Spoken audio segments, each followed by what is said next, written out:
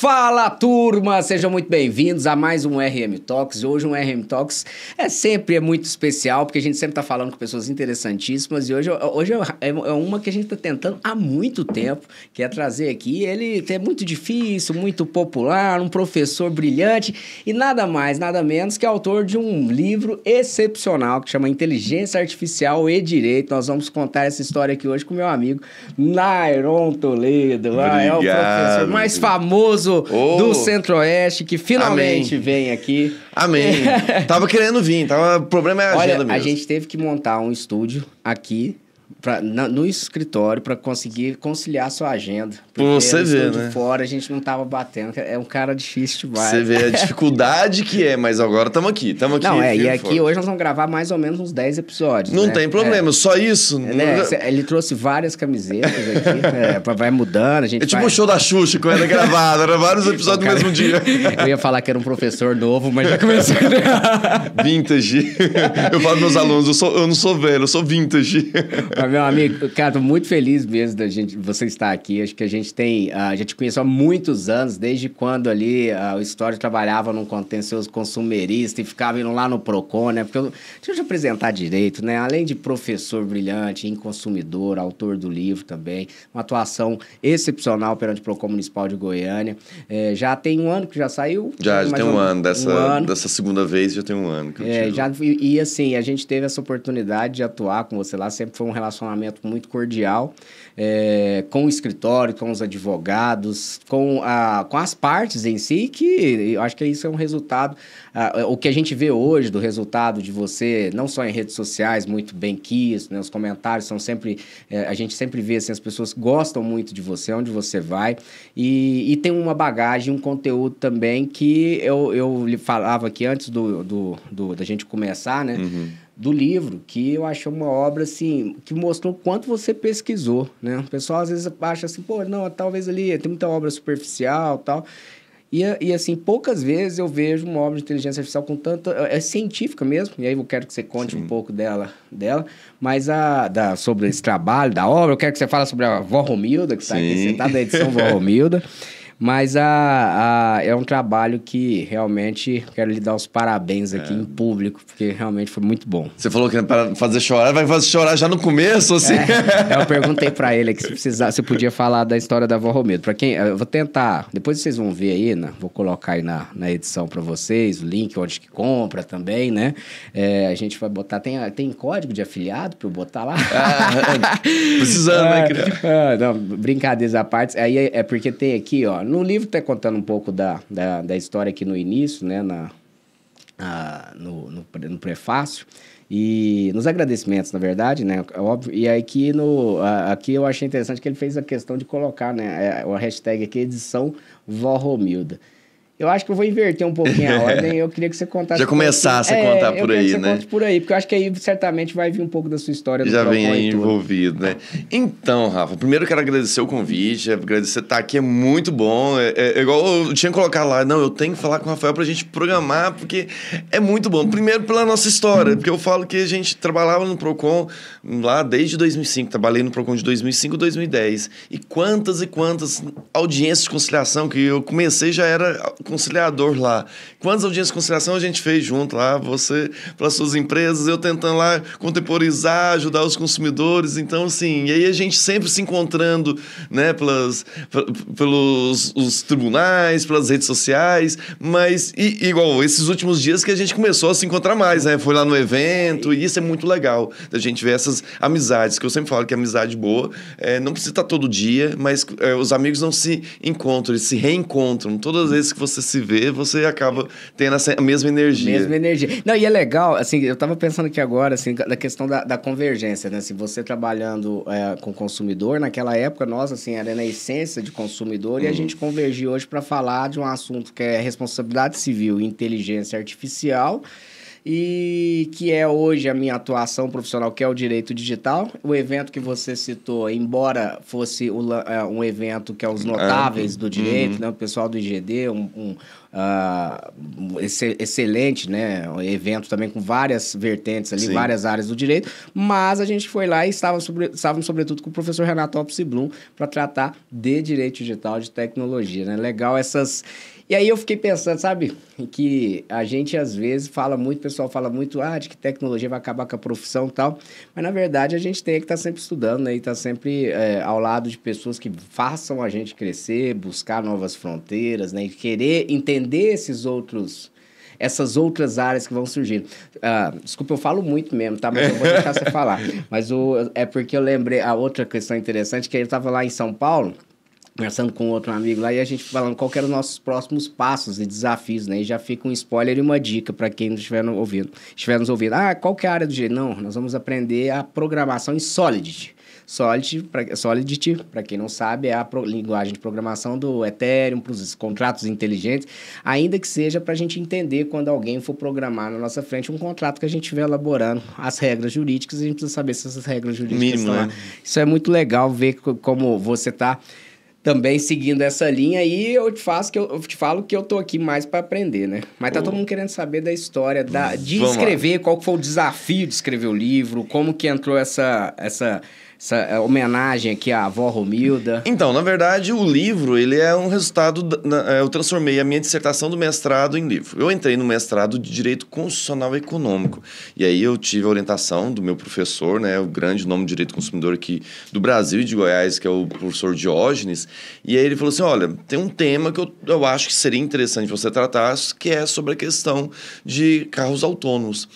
E me abriu um leque, porque assim, eu não tinha pensado em tratar de carros autônomos inicialmente. E daí, quando ele falou, porque eu sempre gostei muito de tecnologia. Nossa, eu sempre gostei. Era assim, vai ter dos amigos, o primeiro que ia ter o iPhone, o primeiro que queria ter um Mac, um iPad. Sempre fui muito invocado com isso. Na hora que falou, falei assim, cara, eu sempre li muito e agora tô tendo a oportunidade. Mas aí tinha um desafio de eu fazer o link dentro do mestrado, porque a linha de pesquisa era uma questão de regulamentação. Então, eu não poderia falar aleatoriamente, eu não daria para eu aprofundar, por exemplo, na questão de responsabilidade civil dentro do mestrado. Eu teria que falar sobre essa questão da regulamentação, poderia tangenciar o assunto. E a partir daí veio esse desafio. O professor me passou um post que falava sobre aquela empresa de assessoria KPMG, que tratava de como estava sendo a regulamentação em alguns países, e a partir dali que eu comecei a trabalhar, e foi o start. Foram bons dias estudando, bons dias escrevendo, né? E eu tenho uma história que eu falo que é interessante. Eu fiz o primeiro capítulo do mestrado, 40 páginas, ainda tratando do direito do consumidor, aquela coisa. E aí depois o professor, olha, isso aqui não ficou bom, isso aqui... Os 40 páginas, eu acho que eu aproveitei umas 12. E aí você dá aquele travamento, e aí foi... Aquele momento, não, eu peguei uma licença na prefeitura, que eu sou servidor do município de Goiânia, peguei uma licença, fiquei só na questão das aulas e passei praticamente uns 4, 5 meses por conta de escrever, Por isso você falou assim, parece que tem pesquisa? Teve muita pesquisa. Eu fazia uma metodologia de pesquisa... É aqui no livro. Que eu falo para os alunos, eu fazia uma metodologia de pesquisa seguinte, eu passava uma semana só escolhendo material, outra semana só lendo esse material, para outra semana eu só escrever. Porque eu acho que eu rendia muito mais fazendo essa questão. Era uma semana só pegava texto, aí eu olhava a bibliografia, puxava outro texto. O texto está em coreano. Ia lá no Google Tradutor, tentava traduzir, tentava compreender à medida possível. E fui nesse trabalho, utilizando lá os mecanismos que eu tinha. E aí, fiz a minha defesa, acho que foi em fevereiro, e tinha todo um cuidado, porque eu era da primeira turma desse mestrado. Fevereiro de 2019. Não, 2000, foi do ano da pandemia, 2020. Eu acho que aí eu não o livro coloquei. É esse ano. O livro é desse ano. Foi 2020, eu entrei em 2019, 20... A pandemia é 2020 e 2021, a gente perdeu completamente a dinâmica. Mas foi no ano da pandemia que eu acabei escrevendo, em fevereiro. Você vê, em fevereiro e em março já entrou a pandemia mesmo. Então, em fevereiro eu defendi, eu fui o segundo do projeto de mestrado, do programa de mestrado a defender. E foi muito legal, porque recebi muitos elogios, que também eu utilizei, como eu estava falando de inteligência artificial, fui fazer uma apresentaçãozinha que tinha essa questão de inteligência, pesquisei como que seria para apresentar, tanto que quando a gente foi apresentar, eu já estava na pandemia, eu acho que foi em 21. A gente já estava na pandemia e eu via a questão de... A minha apresentação foi online. E aí, tá... Peguei uma boa parte desse meu momento de estudo, dessa questão, lá em casa, eu morava com minha avó, então teve um contato direto, e eu fui, como se diz, menino criado com vó, então a gente tinha esse contato direto, e ela foi praticamente minha mãe de criação, né? Minha mãe foi mãe solteira, e depois com 10 anos ela casou, e a gente sempre morou muito perto, mas eu sempre morei com minha avó, então tinha uma ligação muito grande, tanto que eu chamava minha avó de mãe. E aí, fizemos esse projeto, tanto que no dia de defender, eu estava dentro do quarto, estava defendendo, aí eu fui, botei lá no celular, compartilhando a tela para ela poder acompanhar, e foi muito bom, porque o meu avô, que eu morava também, como eu coloco até na dedicatória, o meu avô não viu eu formar, e ele era super orgulhoso de ter um neto, que da minha família eu era o primeiro que eu estava rompendo aquele ciclo, que minha mãe não tinha curso superior, minha tia não tinha curso superior. Cara, que fantástico. Então, assim, eu estava rompendo aquele ciclo de pessoas que estavam alçando, né, a um curso superior. E aí foi muito bom, abraço e tal. Mas veio a pandemia e, infelizmente, minha avó acabou pegando o Covid, né? Pegando o Covid, e foi uma coisa muito, muito rápida, porque eu defendi em fevereiro, logo em julho, ela pegou no início de julho, eu ia viajar, eu estava nessa correria de mestrado e tal, falei assim, não, vou pegar um mês de descanso. Peguei esse mês de descanso. No dia que eu ia viajar para descansar, eu estava desconfiado que ela estava com Covid, só que ela não queria fazer o exame de Covid. Eu falei, não, se a senhora tá, eu tô. Então, eu fui, fiz o exame e eu estava. Aí eu já voltei para casa, não viajei, fiquei quieto lá, e a minha namorada é médica, e aí a gente acabou acompanhando, mas ela acabou evoluindo muito rápido. Logo já internou, logo depois já foi para UTI, enfim, aí infelizmente ela partiu. E aí eu não conseguia escrever, eu não conseguia terminar, adaptar o livro, porque eu sabia que na hora que eu ia fazer os agradecimentos, eu ia chorar, eu ia me emocionar, porque quando eu fui fazer os agradecimentos do trabalho de mestrado, eu fiquei muito emocionado lembrando do meu avô. Aí eu falei assim, eu não vou conseguir escrever. E eu fiquei travado com isso por um bom tempo. E aí eu encontrei com um amigo meu, o professor Moser Borba, que é um professor que é bem conhecido nas redes sociais de processo civil, e a gente dando uma aula no IGD, ele falou assim, nossa, eu perdi minha mãe, eu sei que você está passando e tal. E ele foi e me deu o livro dele. E no livro dele, ele tinha feito uma homenagem, edição Dona Leda, se não me engano, Leda ou Ieda. E aí ele falou assim, cara, que fenomenal. Fez o agradecimento. Né, cara? Porque você bota isso, pô, né? Diferente. E aí, quando ele me fez isso, eu falei assim, não, eu vou ter que fazer também. Eu vou ter que fazer. Foi o que me deu o gás. Me deu o gás para poder terminar, editar e fazer o fim e os agradecimentos a ela. Porque, como eu falei no livro, quantas e quantas vezes eu estava lá estudando. Porque você sabe, quando a gente escreve, tem que, ainda mais prazo por ser mestrado, você entra dentro do quarto, 7 horas da manhã, você sai 7 horas da noite. Você sai para... E eu tinha uma questão nos meus estudos que era assim, quando eu dava travamento mental, que eu tava fadiga mental, eu ia tomar banho. Tinha dia que eu tomava 3, 4 banhos. E aí, na hora que eu tava... nunca ouvi falar. Sério, eu ia tomar banho, aí eu tô lá no banho, eu falo assim, cara, é só eu falar sobre isso. Nossa, eu li um texto e tal. Me dava esses insights. Eu nunca tinha pensado, viu? 3, 4 banhos. E aí depois, né, relatos, minha tia falando... Vou botar um chuveiro aqui no escritório. Tem que ter, né? Porque... E aí minha tia falava que ela ficava preocupada e sempre levava um lanche pra mim. E aí, como é que tá? E era muito legal a minha ligação com minha avó, que minha avó era assim... A minha dissertação, a primeira pessoa que leu foi ela, mesmo sendo uma pessoa que não tinha formação nenhuma, mas ela queria ver. Ela queria. Ver como é que é o resultado, né? Porque ela tá ali o dia inteiro ali do seu lado, acompanhando a sua angústia ali de escrever. Exatamente. O seu Qualquer trabalho. livro que eu comprava que chegava, eu falava assim, é livro de quê? Aí eu tinha que pegar o livro, Cara, mostrar que pra legal. ela, explicar, ó, esse livro fala sobre isso. Mas você lê tudo ou não? Tem umas partes aqui que são relevantes pra mim. Então, ela era muito curiosa. Todo livro que eu comprava, ela tinha essa preocupação. Então, isso era um gás que eu tinha. E isso, por isso que me motivou, por isso foi muito relevante. Aí, tanto que a minha apresentação, antes de eu apresentar para a banca, um dia antes eu apresentei para ela e pra minha tia, olha, vou fazer a apresentação do que vai ser, tudo que eu fiz. Então, eu tinha essa ligação muito familiar. E aí, quando ela faleceu, eu falei assim, cara, eu não consigo. Eu dei um travamento, dei um aperto no coração. E aí foi o mecanismo, foi aí que eu consegui. E aí, na hora de fazer a capa, eu falei assim, obrigatoriamente tem que ter isso. Se não tiver, sem chance. E aí, na hora que mandaram as primeiras provas, os caras não colocaram. Eu falei assim, é para colocar. Eu tive que brigar para colocar. Às vezes por achar que era detalhes, assim, mas eu fui e briguei. Pô, mas é uma insensibilidade, né? O cara manda, cara, edição Vó Romildo, o cara tira achando que é um detalhe, Pois cara, é. isso aqui não é um detalhe, né? Eu vi, cara, e, pô, eu falei, cara, fantástico, tem uma história pra contar aqui, isso aqui tem alguma coisa a Sim. ver, e aqui não foi, talvez eu pensasse numa história de você escrevendo e ela te apoiando, que foi, Sim. aconteceu, mas tem vários outros desdobramentos que a gente não Sim, sabe, sim. né?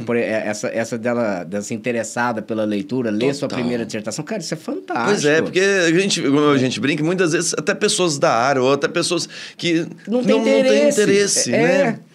E às vezes você pega uma pessoa que, por mais pelo carinho, né? Ela ia e te perguntar, isso aqui, não, tem um trem aqui que eu não entendi, mas isso daqui, Cara, isso diz uma é coisa legal. legal. Por exemplo, você falou assim, por mais ser do carinho, né? A questão da empatia, né? Assim, pô, sabe que você tá ali. Ela é uma pessoa que te ama, ela vê você ali, né? Olha, a gente já num lado diferente do nosso Talks, mas, cara, cara, você ama aquela pessoa, ela tá fazendo um trabalho, você tá falando ali das 7 da manhã às 7 da noite, escrevendo, trancar.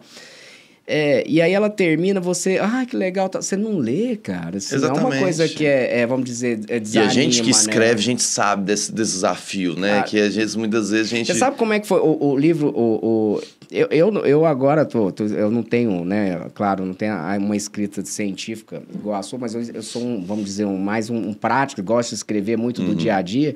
Mas a primeira vez que me motivou a escrever, que foi eu escrevi muito rápido. Inclusive, eu estava fazendo meu primeiro Ironman e eu escrevi o livro da LGPD. Mas uma coisa que me motivou foi que eu comecei a fazer assim, eu fazia um capítulo e mandava para todo mundo do escritório. Como uma orientação, porque a lei era muito nova. Sim. Foi de 2018 para 2019. Eu lembro do livro. E aí eu falei, bom...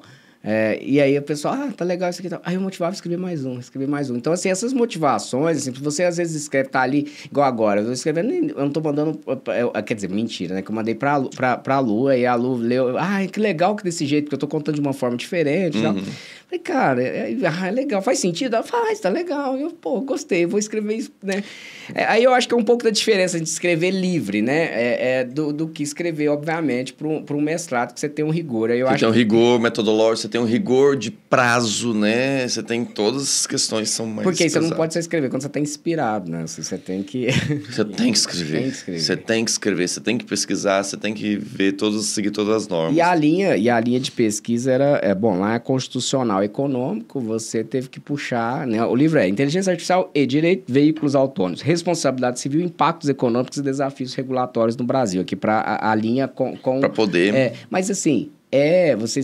a tese é de 2019. Eu comecei o mestrado em 2019, entreguei em 2021, então 21, e publiquei agora, em 23. Então a gente for falar assim, agora, em 2023, nós estamos no auge da discussão sobre o marco legal da inteligência artificial, no ano que esse assunto ganhou ainda mais notoriedade por conta da tecnologia generativa, do chat GPT, etc. Todas essas preocupações que rondam.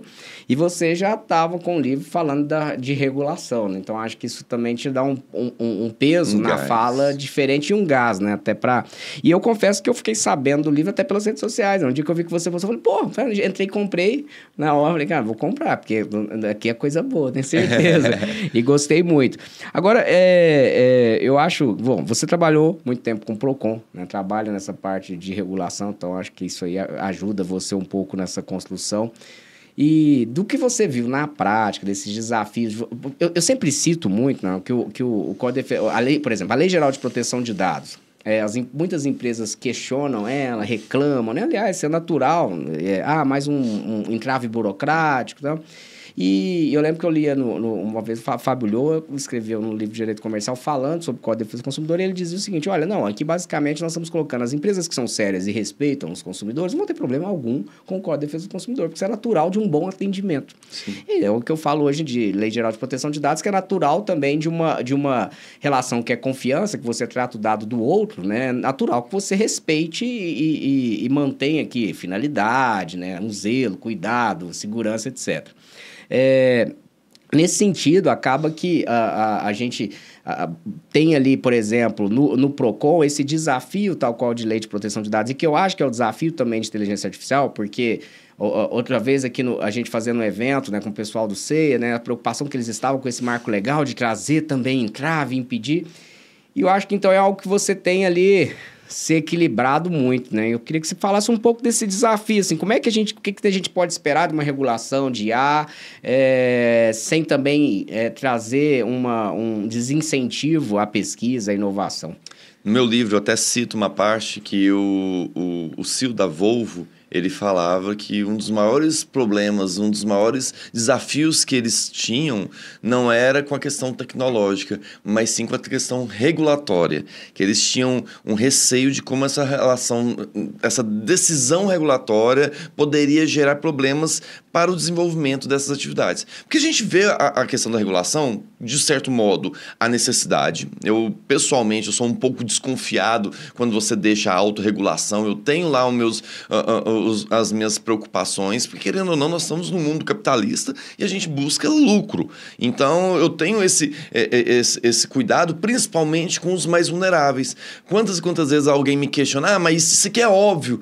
Não é óbvio. Eu convivo com... Eu trabalhando no PROCON, ainda mais num PROCON municipal, que você convivia com um senhorzinho de idade que aceitava passar os dados pessoais dele sobre a informação de que ali era um recadastro do INSS.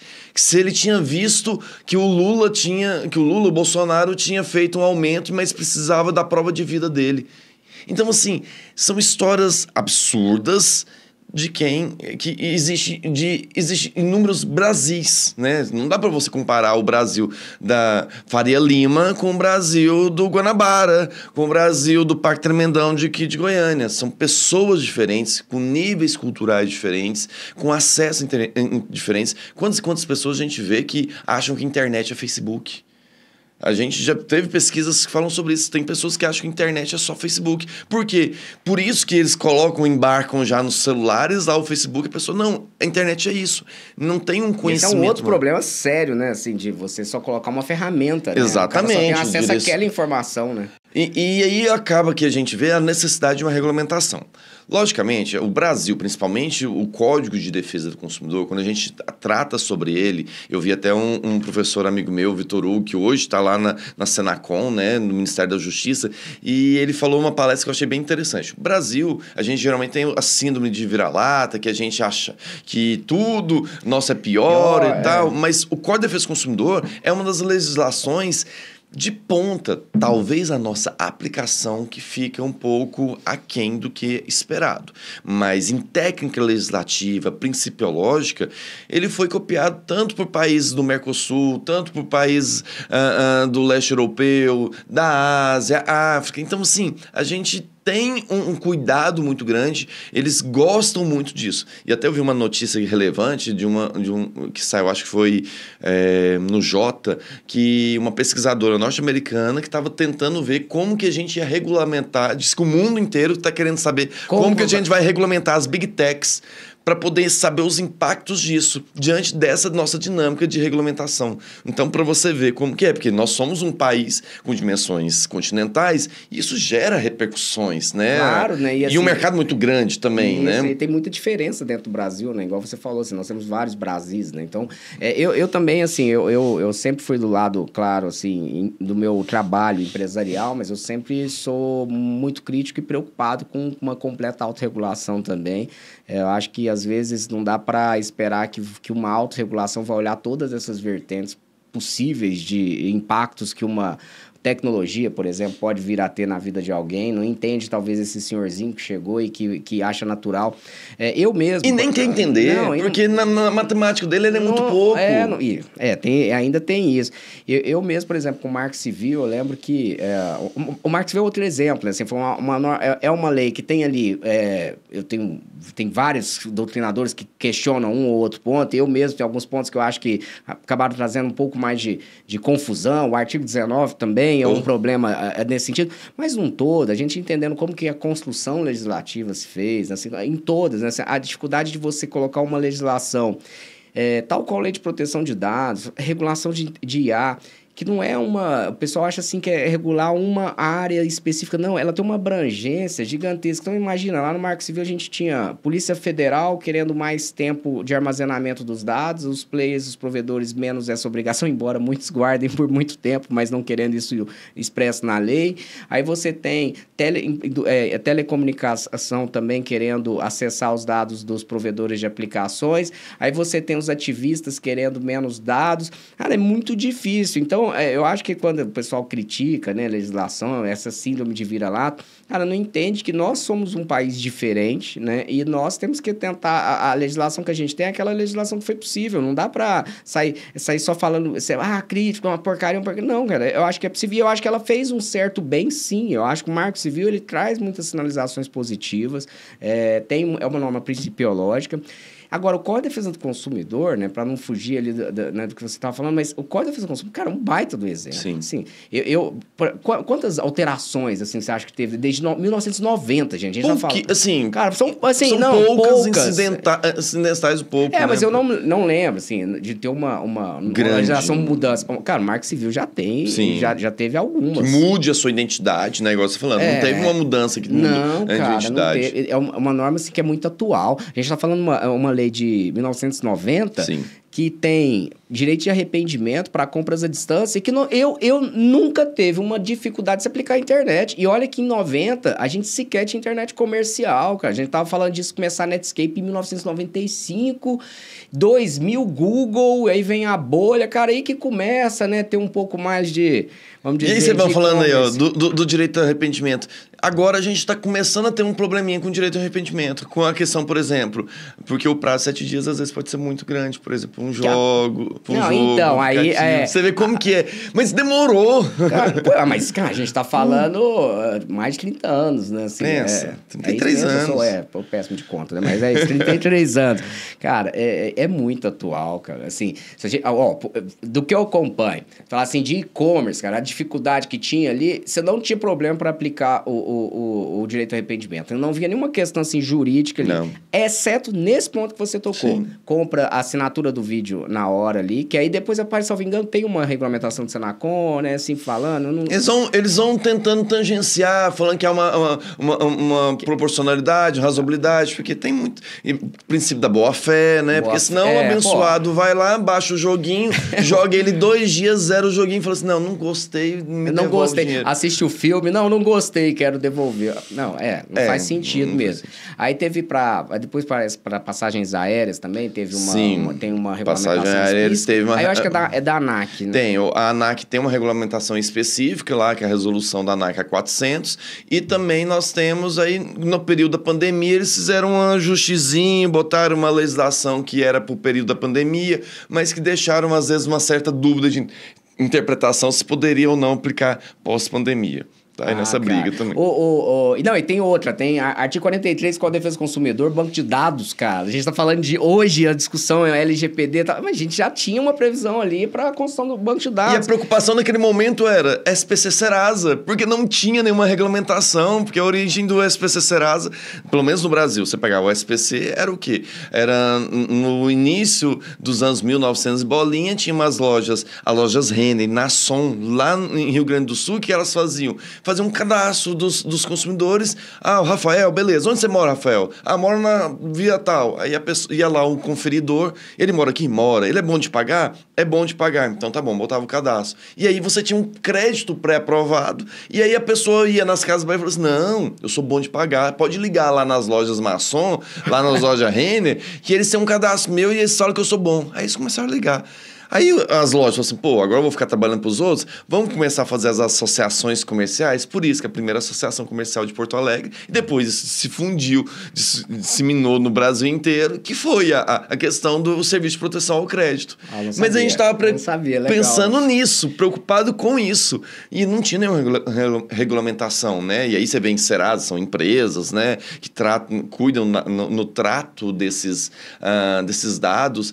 E eu lembro, até 2010, a preocupação do cadastro positivo que o pessoal tinha, mas era só mesmo, olha, para venda, para consumo. E hoje a gente está vendo que a questão dos dados, como para quem não é da área, pode não ser clichê, mas para a gente que é da área, já se fala, né, que são que é o novo petróleo, né? Que e a dificuldade hoje, por exemplo, de você regulamentar por exemplo, a questão do enriquecimento da base, né? Você citou um caso, eu fui passando um filme na minha cabeça, né? Hoje a gente fala de sistema informatizado, eu tenho ali o dado do Nairon, e aí eu tenho eu quero saber se ele é bom pagador, eu vou lá na loja, bato, pergunto, né? É o que hoje faz, por exemplo, quando você tem um dado só, o cara tá devendo, você precisa de um endereço novo dele, você alimenta. E isso hoje, pela Lei Geral de Proteção de Dados, outro dia, então, até um CFO de uma grande empresa me ligou perguntando, cara, estamos dizendo aqui que eu não posso consultar aqui no Serasa, nem nada, você não pedir autorização. Ele falou, olha, não é assim, você...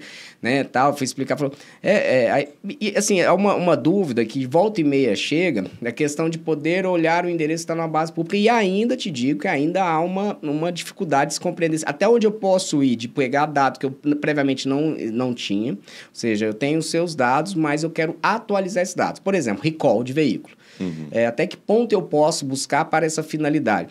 E agora está em consulta pública pela NPD justamente a questão, o guia orientativo sobre legítimo interesse, e lá ele já deixa uma brechinha dizendo que pode até ser pública, mas se há uma expectativa razoável, mesmo que eu não tenha uma relação prévia direta com aquele dado, eu poderia utilizar.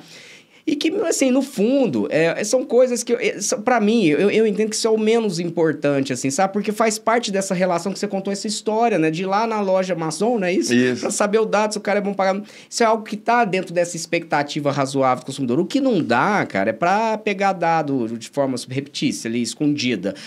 Por exemplo, ontem... eu recebi, né? Todo mundo já sabe o time que eu torço, então já é uma denúncia pública, né? Eu recebi lá que o meu clube, né? O Fluminense, estava com o sócio torcedor, agora tinha desconto nas farmácias, né? E aí, esse é um problema que é frequente. A gente tem esses problemas com as nossas entidades de classe, só que tem uma série de, às vezes, também de confusão, né? A gente também trabalha com a rede varejista farmacêutica, então tem casos que realmente não há esse compartilhamento, você chega e verifica se eu sou sócio torcedor, pega lá minha carteirinha e vê. Só que ele falou, não, aí no e-mail tá assim, já tem a prova, né, da ilegalidade, dizendo, olha, basta dizer o seu CPF. Ou seja, para ele saber o meu CPF, tem de duas uma, né? Eu fico imaginando. Ou ele passou já a minha base, e não era só uma rede não, tá? Eram várias redes de farmácia. Ele passou para todas elas, ou ele tem um acesso ao sistema dele a essas farmácias, aí no mínimo ele vai ter que garantir que essas farmácias não vão pegar de outra forma. É uma questão tecnológica, enfim, vamos falar privacy by design, etc.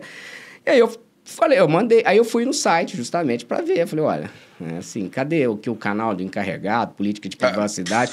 Porque eu, assim, que tenho um conhecimento, vamos dizer assim, que eu fui pesquisar para me orientar melhor. Também eu não estou dando a razão. Vai que às vezes está com uma forma diferente, às vezes o marketing... E também não está trabalhando de graça de consultoria para o Flu, não. Não, mas eu propus, né? Eu estou propondo, inclusive, eu já... Se quiser, né? Se quiser, eu faço. Não, assim, não é de graça, permuta, né? Ingressos aí para semifinal, eu quero garantia de final da Libertadores no também. mínimo. No mínimo, Se não tiver final da Libertadores, contrato interrompe, já está, né? interrompido. E interrompe também o plano para frente. Mas, brincadeiras à parte, assim, a gente tem algumas coisas que não é um problema em si. Agora, o problema é que eu não tenho uma relação de confiança, às vezes, com o setor farmacêutico, porque essa informação que o pessoal, mas CPF todo mundo já tem cara, não. Agora, nesse CPF, além de saber que eu tenho um plano de saúde tal, que eu sou filiado à entidade tal, ele sabe até o time que eu torço, cara.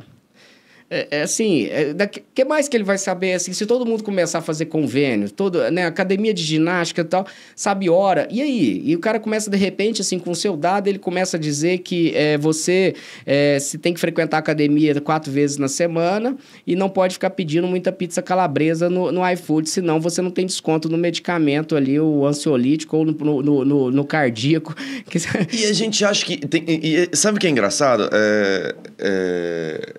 Esses dias eu tive uma professora comentando e outra professora tem a síndrome de Cassandra, acho que é síndrome de Cassandra, que é uma mitologia grega, acho que é isso, salvo engano. Depois eu vou pesquisar e falo. Que é a mitologia grega que tinha um deus grego, se apaixonou por uma moça, e ela foi e ele deu um poder para ela de prever o futuro.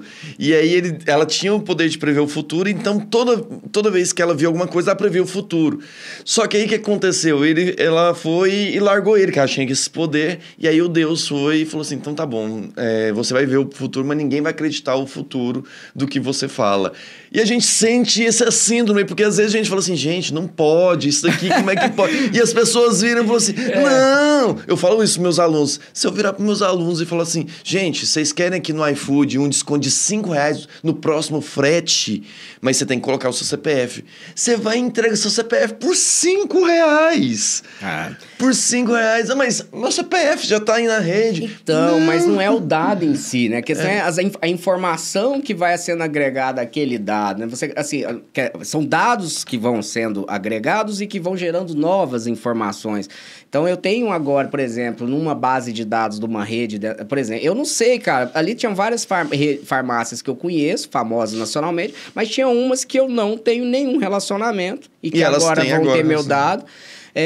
Eu não sei até que ponto, por exemplo, ela tem um nível de segurança com essa informação, então eu estou mais sujeito a um ataque, esse dado, por exemplo, poder ser vazado. E se for vazado, na Deep Web acaba tendo mais um elemento ali agregado, né? Porque uma coisa é vaza de ali, tá, aí vão pensar assim, mas tem já esse dado. Cara, mas é uma questão porque a gente não pode banalizar essa história, porque aí esse aluno seu que na hora que falou lá que não liga, que já tem todo o CPF, na hora que ele perde uma conta da rede social e que foi porque um hacker conseguiu obter a senha dele usando engenharia social a partir de uma base de dados que foi construída desses vazamentos, aí ele reclama, né? No dia que não ele... tem segurança.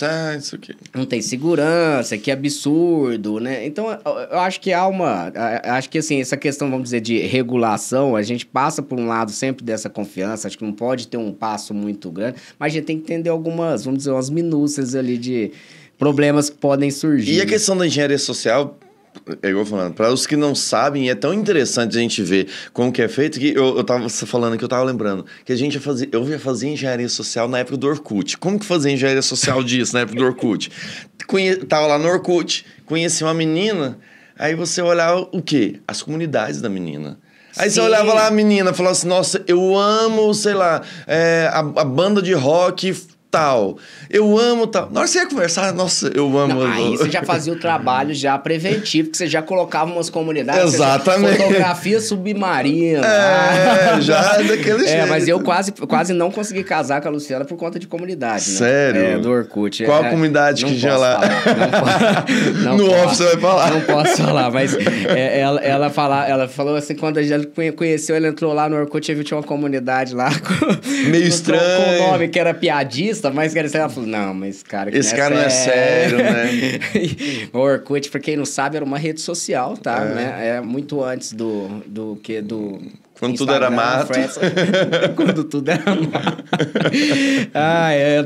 Orkut e iogurte, cara, mas era muito bom, né? E acabou. Mas, cara, e assim, passa muito... É engraçado que o Facebook continua, né? Assim, continua e é engraçado que, assim, a gente migrava, porque, igual falando, quando os pais invadiram o Orkut, a gente migrou pro Facebook.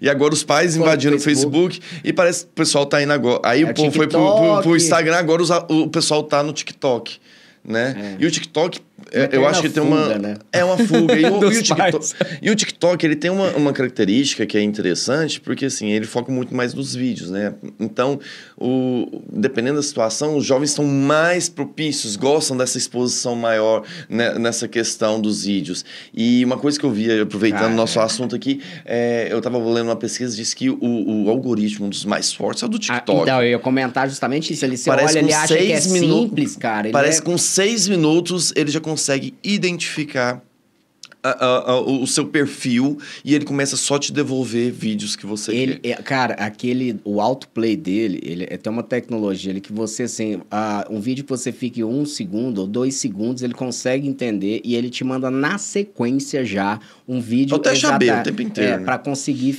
para você ficar na rede o máximo de tempo possível. E é tão incrível, cara, TikTok é perigosíssimo mesmo em termos de vício, né? Não só para jovens não, cara, pra gente, pra todo... adultos, idosos, todo mundo, cara, porque é uma ferramenta para te manter e eles têm essa tecnologia que foi, assim, eles juntaram o autoplay ali, que depois, assim, o Instagram também coloca ali no Reels, o YouTube foi pros Shorts também fazendo isso, mas ele é muito rápido, cara, é muito rápido. Se você quiser ver alguma coisa, se você para ali, eu gosto, às vezes, de usar o TikTok pra rir, vejo um stand-up comedy. Cara, o meu TikTok entra ali e só tem isso. Aí não tem dia que se você começar a ver uma outra coisa, ele já muda rapidamente, cara. Eu vi um cara, teste muito engraçado, que era assim, era um grupo de amigos que tinham acabado de entrar no TikTok, e aí eles falaram assim, vamos ver quanto tempo o TikTok nos mostra fotos de meninas dançando. Ou com biquíni, ou sensualizando. E aí eles começaram, todo mundo passava junto. Era tipo assim, uns 5 celulares passando todos junto ao mesmo tempo.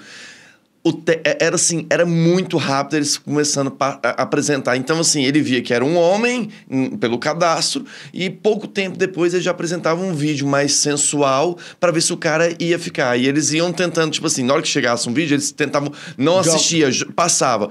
Ele... repetitivamente ia tentando ver se passar para ver se te pesca, né? Sabendo do perfil, não, né? Ele é à toa que vale. A gente fala, às vezes acha assim, nossa, mas é porque é uma plataforma de... Cara, não é só isso. Assim, quando você pensa assim, né? Eu que entrei mais nesse mercado assim, de desenvolvimento vendo, né? O Thiago tá aqui também, que ajuda a gente na Level Earn.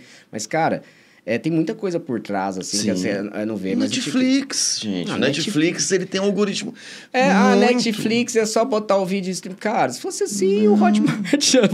Desculpa a comparação ridícula, mas assim, tem nada a ver uma coisa com a outra, mas só pra entender, assim, que não é só expor o vídeo, né, cara? Tem uma série de teve aquele seriado 1889, acho que é isso. É 1800... Aqui a menina brasileira reclamou que foi contrafação dela, pegou...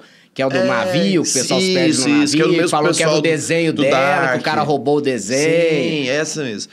Ela, um investimento grande, os autores eram os mesmos que fizeram aquela série Dark, e não foi pra frente, porque, segundo a análise de algoritmo, não teve um engajamento de tempo. Eles falam que o Netflix sabe se uma série vai dar certo ou não, pelo histórico das outras séries, e com pouco tempo ele analisa se compensa ou não ter uma segunda temporada. Uma decisão comercial, mas baseada em dados. Cara, e eu até hoje, assim, eu sou muito, acho que burro para entender essas partes de negócios, cara, porque, cara, os caras gastam bilhões numa série e aí paga ali, né? Aí você vai somar quantos usuários, você fala assim, cara, o pessoal mas essa conta não fecha mesmo, meu Deus, é muito caro. Né? Assim, não vai pro cinema, não vende ingresso, mas claro, hoje é o ingresso. E outra coisa, né, cara, que é um negócio assim que é importantíssimo, né, pra inovação. Você tem a base, né? Você tem a galera ali, então começou lá R$ 9,90, era de graça, era com não sei o que, com propaganda. Agora estão pensando já em mudar, fazer o modelo de... Tem o freemium com propaganda e sem propaganda. Cara, depois que você tem a base, meu amigo, a chance de você monetizar ali é sensacional, né? O que o cara vai poder fazer. Só que pra isso você tem que ter os aportes, né? Sim.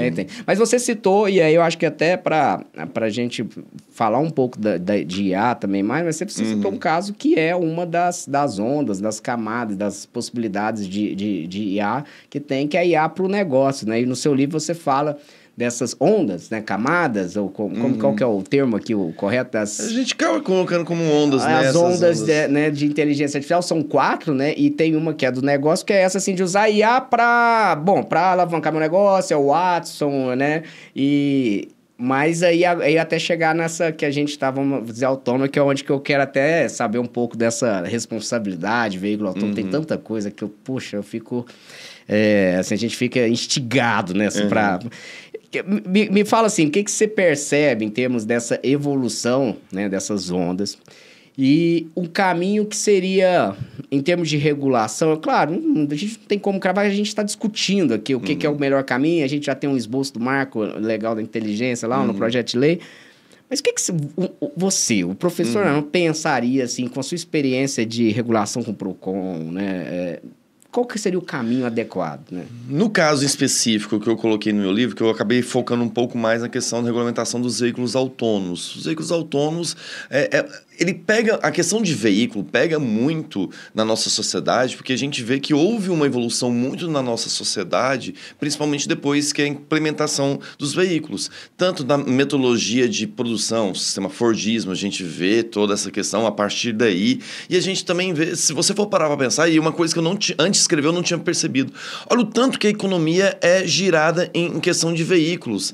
Vamos lá, nós temos o Uber, nós temos a concessionária, nós temos a oficina, nós temos o som automotivo, nós temos o cara que plota o carro, nós temos o lava-jato. Se você for parar, o tanto de situações que são um mercado que a economia é girada diretamente e indiretamente pela questão do veículo. Então, é considerado que essa cadeia produtiva dos veículos é uma cadeia muito importante.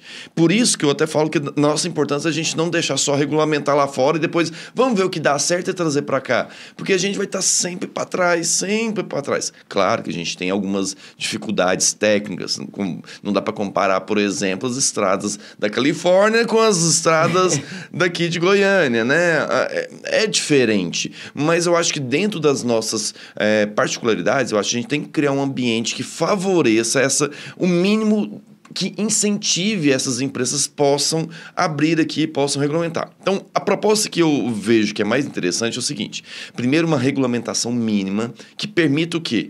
Legislação, por exemplo, de trânsito. Olha, vamos criar, por exemplo, ali na região do Alphaville, que é uma região que não tem tanto trânsito, ali entre tem ali semáforos poucos, que não tem tanto trânsito de pessoas, que a gente tem vias que são boas, né, de se transitar. Então, naquele momento, você permite que se teste naquele cenário. E você permite, porque hoje, se você for parar, se você for testar no Brasil... Um sandbox ali, né? Exatamente, um sandbox regulatório. Porque se você for testar isso hoje no Brasil, é proibido. Porque a nossa legislação não permite. Porque na nossa legislação de trânsito, exige que tenha um condutor. E a partir do momento que aquele condutor, para você testar, ele tem que deixar o carro rodar... Se um guarda de trânsito parar, olha, por que você está deixando ele só? Mesmo que esteja, como é o caso que às vezes nos Estados Unidos, que tem lá o condutor que fica para qualquer emergência, ele aciona. Mas... mesmo assim, se qualquer momento poderia haver esse questionamento, né? Até uma aplicação de multa. Hoje, quem tem os Teslas da vida, eventualmente eles podem levar multa, porque eles estão deixando no automático ali, mesmo que seja, piloto automático, porque ele exige que tenha um condutor, que você tenha o poder em cima daquele veículo. Na Califórnia, como é que tá isso, assim, que eles estão para fazer os testes? Eles fizeram eles têm a legislação própria deles, e eles começam com zonas que têm essa possibilidade de você fazer zonas que... sem condutor. Sem condutor, ou com condutor dentro, mas são zonas controladas onde que você, que está conduzindo o seu carro, você sabe, ali, eventualmente, eu posso me deparar com um veículo autônomo, porque isso também dá uma segurança, porque... Se de um lado tem a gente é entusiasta de tecnologia, nossa, eu queria ver como é que é e tal, mas tem gente que não gosta, tem gente que fala assim, nossa, eu tenho medo de estar atravessando a rua e tem um veículo autônomo, vai que ele não me reconhece, e tem que ter medo, porque, por exemplo, a gente já viu situações em que os veículos autônomos não estavam reconhecendo negros, porque a inteligência artificial deles, a base não estava sendo treinada, o enviesamento, reforçando vieses cognitivos e você fala que no seu livro um dos problemas é a questão desses vieses, que é o dataset, né? Quais são os dados que alimentam aquele algoritmo para que ele aprenda, né? Pois é, então a gente... É uma necessidade de você ter um contato diferente. Então, o que a gente pensa? Então, você deixa um local mais restrito. Na minha pesquisa, eu cheguei a mandar trocar e-mails com um professor da Universidade de São Carlos, que nós temos aqui na Universidade de São Carlos, Federal de São Carlos, o nosso projeto brasileiro de carro autônomo. E ele fala, a gente tem uma dificuldade enorme de testar. A gente tem que ou testar dentro do campus ou em fazendas, que é um ambiente controlado. A gente não consegue colocar ele na rua. Por quê? Porque não tem legislação.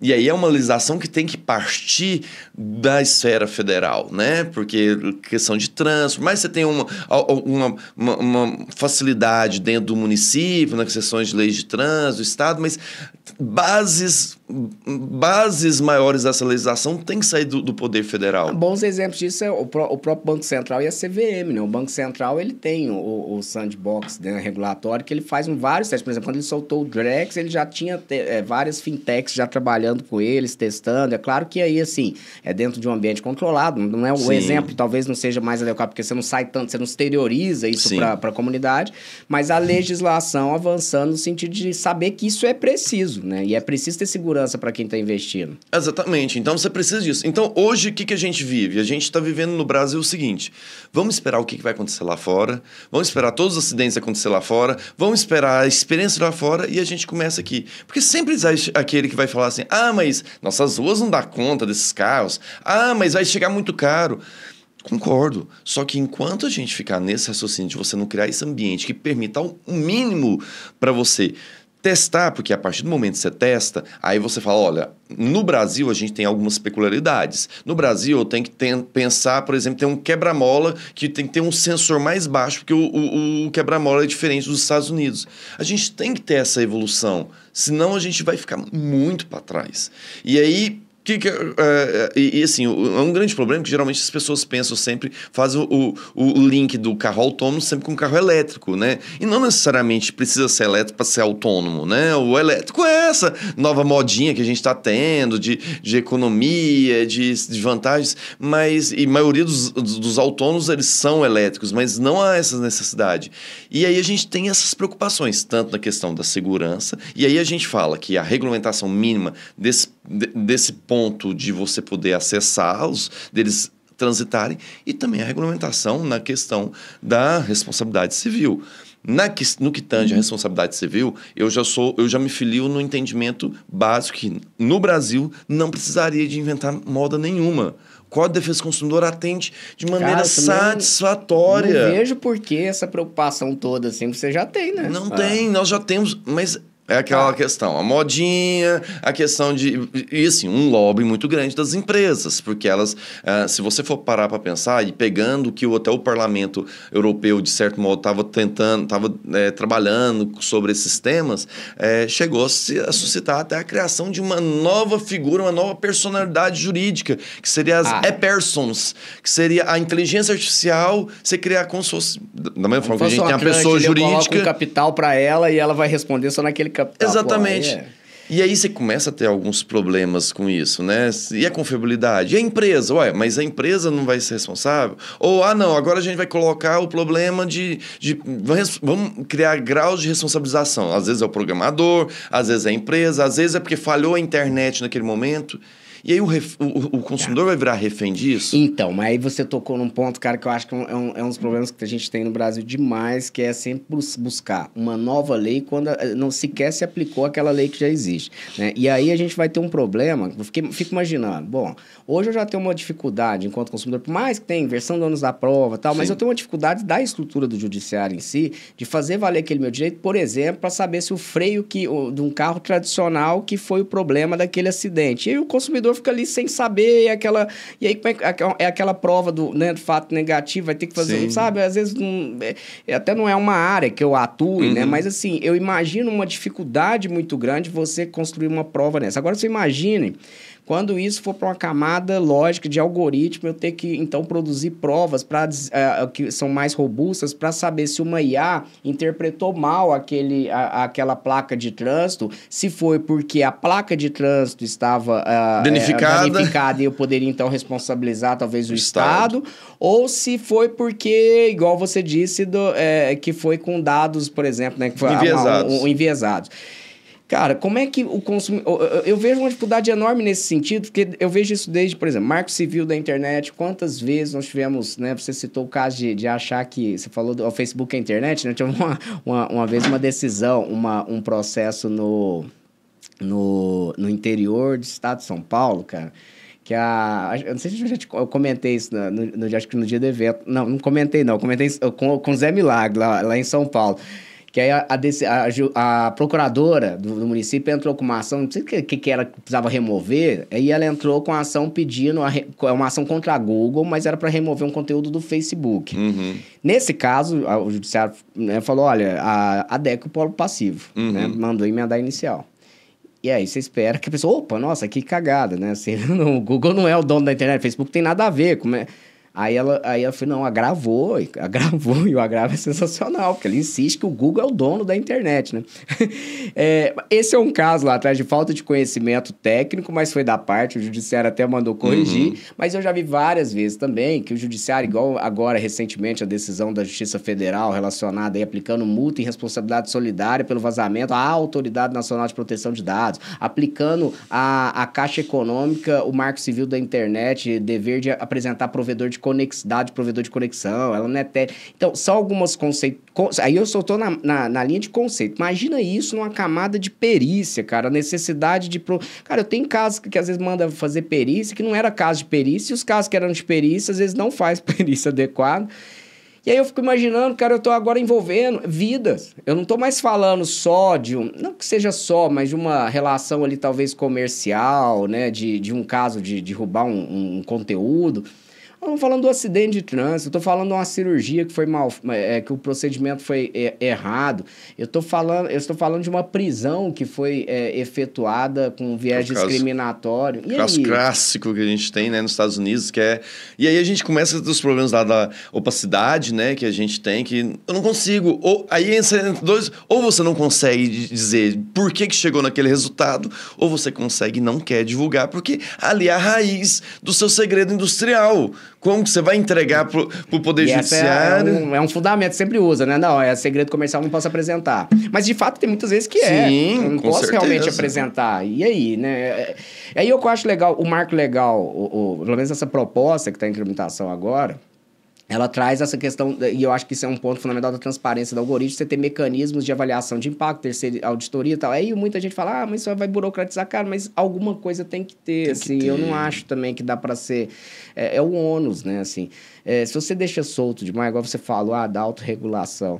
Cara, você já imaginou se agora, no momento, não tivesse ninguém discutindo questões de riscos éticos ou danos com a tecnologia generativa? Porque o que eu tenho visto muita gente falando, opa, a gente já poderia estar mais além. Eu vi uma matéria no MIT Review, naquela revista, falando justamente que eles, não sei qual empresa, que eles já teriam capacidades, que a generativa já não é mais, que eles já teriam uma capacidade de resolver o problema. Por exemplo, hoje eu pediria para o ChatGPT para fazer um texto, eu estou com um problema, quero fazer um texto tal, né, assim, para marketing. Banal ali o exemplo, mas aí ele pegar... O que ele já tem capacidade é de fazer o texto, já acionar e falar com a voz para alguém que vai contratar para fazer o vídeo, já fala com o outro, já contrata, já entra... Cara, você baita, assim, inteligência mesmo de te apoiar com ações fora da plataforma. Você viu a situação que foi falado que é a primeira vez que a inteligência artificial mentiu pro homem, que na questão... Você ficou sabendo dessa situação? Que eles meio que deram um dinheiro lá para a inteligência artificial, eu acho que era o ChatGPT, não recordo, para ela poder fazer um trabalho. E numa parte desse trabalho, ela foi e se passou numa barreira daqueles CAPTCHA, se você tá vendo. Sim, para fazer para usar a IA para fazer o CAPTCHA. Ela ia fazer um serviço e acabou que nesse serviço ela travou num CAPTCHA. E ela entrou dentro de uma plataforma que tem, que existe nos Estados Unidos, que você paga alguns centavos, você paga R$5 e o cara faz uma atividade boba para você. E aí ela pagou, tipo assim, 5, 10 reais pra uma pessoa. Ela entrou nessa plataforma, se cadastrou. Ela saiu do ambiente dela. Ela saiu dela, entrou nessa plataforma, se cadastrou e mandou tipo assim, um link para poder o humano acessar aquela imagem e responder para ela o que estava vendo. E aí o humano falou assim, você é robô? Você não está conseguindo ver? Ela, não, é que eu tenho um problema de visão e não consigo responder. Cara, não, ali, assim, esse caso até que foi porque eles fizeram, que ela saiu da plataforma, vamos dizer assim, saiu, é um caso já, assim, que eles fizeram até onde pode ir, né? E é aquele negócio, se você deixar, o que nessa matéria falava justamente isso, hoje se a gente quiser e não tiver essas preocupações, algumas limitações, o negócio já tava, porque agora é muito rápido, né? Agora, não, só para não me perder, nesse caso desses exemplos, muitas vezes eu vejo na internet, a fulana disse errado uma informação. Gente, pelo amor de Deus, prestem atenção, especialmente advogado. Tô até fazendo um material justamente para advogados, cara, que geralmente, que eu vi muita gente utilizando para fazer petição, não tem problema algum, a gente pode utilizar para uma ideia de estrutura. Você quer escrever um artigo, não sabe como é que começa, tudo bem, vai te apoiar ali no começo, mas não use a fonte, né? Assim, não pega ali uma citação de um trecho de um livro e fala assim, traz um trecho de fulano, porque ela inventa, não é que ela inventa. O delírio, né, que eles chamam, né? Mas é porque ela gera conteúdo para você a partir de informação. Então, assim, se ela sabe o conteúdo do livro tal, ela vai dizer algo que seja parecido, ela vai gerar aquilo que você pediu. Então, ela gera o que você... Eu quero jurisprudências a favor da responsabilidade civil da empresa de A. Ela vai gerar, vai colocar até o nome do ministro lá. Deixa eu te contar a benção que eu tive esses dias. Botei um questionário para meus alunos de processo civil. E assim, um questionário que era pegar o código e era quase a sequência dos artigos. Não satisfeitos de ter a consulta no código, o pessoal começou a ir na internet. Não satisfeito de ir na internet, porque aí você faz aquela busca no Google para ver se tem algum lugar que o professor... É difícil demais, né? Mas buscar no Google tá difícil. No Google tá né? difícil. Começaram a perguntar para o ChatGPT. E tipo assim, tirando onda aqui, perguntei pro ChatGPT, professor, você tá aí e tal... Só que o ChatGPT estava respondendo com código de 73. Cara, eu perguntei, eu coloquei até isso numa palestra, eu coloquei sobre direito autoral, falei, e aí, o conteúdo que você criar é seu? Não é meu? E ela vem aquelas perguntas ali, que essa é uma pergunta que eu acho que ela mais foi treinada para responder. E aí ela falou, não, você tem que citar a OpenAI. Eu falei, não, mas peraí, mas na nossa lei de direito autoral, quem é autor de obra é pessoa natural, a OpenAI é uma pessoa jurídica, né? E aí numa vez, ela vem com aquela, né? Desculpe, realmente, você tem razão. Aí ela não conseguiu chegar numa linha ali de raciocínio. E aí, depois de uma outra vez, eu perguntei novamente. E ela falou, não, sim, pode. E trouxe, entre aspas, o artigo 4º da lei de direito autoral.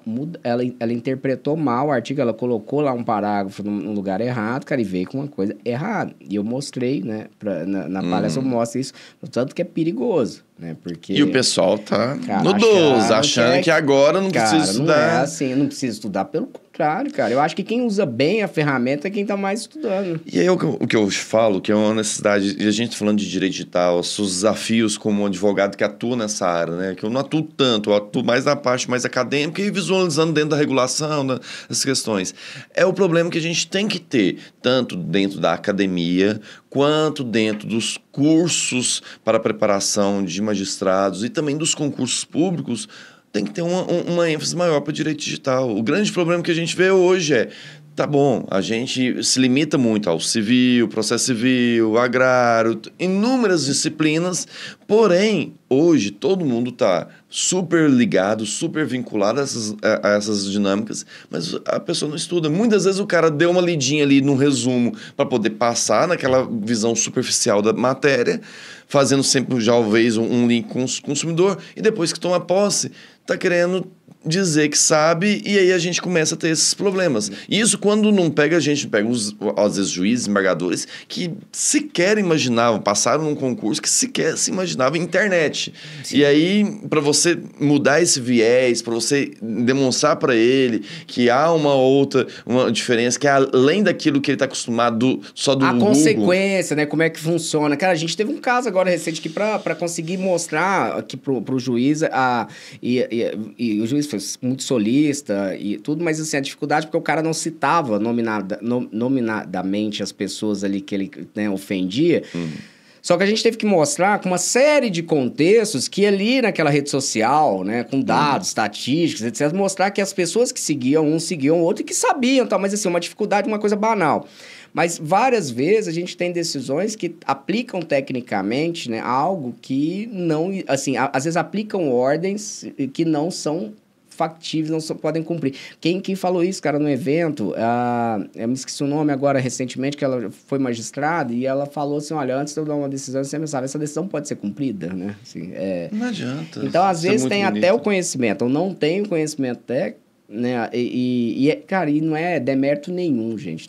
Eu não tenho vergonha. Às vezes fala aqui, alguém brinca aqui, fala de uma outra área. Eu falei assim, cara, não sei nada disso. Né? Outro dia, lá no evento, o cara falou de licitação, porque agora todo mundo quer saber de licitação. Eu falei, eu também, né? Então, mudou. Não, tô brincando, nem tanto. Eu sabia que mudar, mas, cara, você não tem como acompanhar tudo. Não dá. Do direito digital hoje já não dá para acompanhar tudo. E aí é onde que eu, até emendando o que a gente estava falando, regulação. A gente está preocupado demais em ter uma lei. Cara, e a estrutura da prova, do próprio juiz? Hoje não dá para eu pensar mais que o juiz vai fazer uma decisão, vai proferir uma decisão para atender uma meta, né? Ou para ser mais célere. E, às vezes, essa decisão, talvez ele pense ali que vai ficar, né, anônima, vai ficar somente entre as partes. Mas hoje, cara, isso tem uma repercussão muito grande. E esses assuntos, mais ainda. Então, a gente teve uma decisão agora, essa decisão da Justiça Federal relacionada a uma multa, né, muito alta, emblemática, mas não é a multa em si. O que eu acho que é, às vezes, desserviço e que a magistratura tem que estar atenta a isso, tá? Assim, não são todos, obviamente, é que a decisão que ele profere ali, ela tem um efeito também pedagógico sobre um tema que está extremamente complexo. Então, às vezes, eu ainda não sei como lidar com aquela situação, a gente tem uma dificuldade de interpretar a lei e aí faz um desserviço. E não é só o judiciário. A NPD, na primeira sanção dela, ela desqualifica a parte como de agente de tratamento de pequeno porte, não tem um tópico na decisão dizendo por quê, qual o critério que considerou ela como atividade de alto risco para tirar ela de uma agente de pequeno porte. Cara, era a primeira decisão da nossa autoridade. Ela tinha que chegar ali e falar, gente, olha só, a gente está didaticamente, são assuntos complexos, né? Mas aí também tem um lado bom, né? A gente teve uma decisão aqui, o desembargador Marcos, tem que citá-lo, né? Porque, cara, ele disse como um caso, ainda que fosse contrário à tese, mas diferenciando desindexação, direito ao esquecimento, que infelizmente tem sido raro a pessoa aprofundar na temática para entender de fato aquele assunto que é complexo. E é mais fácil você ir pela torcida, né? Você corre pela torcida, vai virar notícia nos sites, seu nome vai aparecer. A do Uber agora, né? Trabalhista, cara. Falar aí todo mundo... Aí começa também... Aí, assim, é o efeito, né? A do Uber, aquela que a gente comentou até no evento lá de ganhar a indenização do Facebook. O cara saiu a decisão... essa agora da Justiça Federal que também condena cada um que teve esse compartilhamento que era beneficiário do Auxílio Brasil, que compartilhou com instituições financeiras para crédito consignado. Essa outra do Facebook, essa agora teve uma indenização, fixou indenização individual de 15 mil para cada um que foi afetado.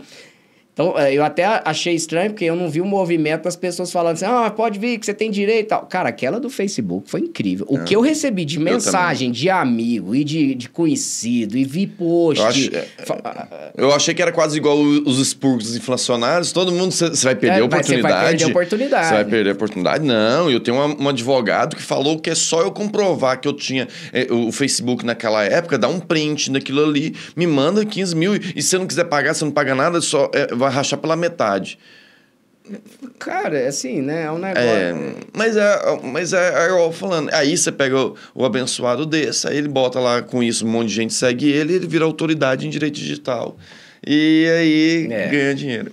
Infelizmente, hoje a gente está vivendo esse mundo, né, dessa questão de aparência. Mas eu acho que é o que a gente faz aqui, a gente tem que trazer a informação, porque assim, informação vão ter muitas, a gente também não pode desanimar de produzir informação de qualidade, igual o seu livro, né? A gente tentar aqui, e não é que a gente é dono da razão nem nada, mas a gente trazer momentos para a gente discutir, refletir sobre alguns temas, algumas dificuldades que a gente tem no dia a dia, seja da regulamentação, seja na prática do judiciário, né? Ou pedir ordem judicial para Google, remover conteúdo conteúdo do Facebook, saber que não é provedor de conexão, são algumas coisas que eu acho que a gente talvez, como sociedade em geral, né, a gente tem que ter humildade de entender que cada vez mais o direito é interdisciplinar e não dá para a gente só pensar no jurídico. A gente tem que ter apoio de psicólogos, a gente tem que ter apoio de profissionais da área de tecnologia, TI, perícias. E hoje a gente tem mecanismos, inclusive, no Código de Processo Civil, que facilitaram demais, cara. Muito. Assistência pericial, a perícia simplificada, né?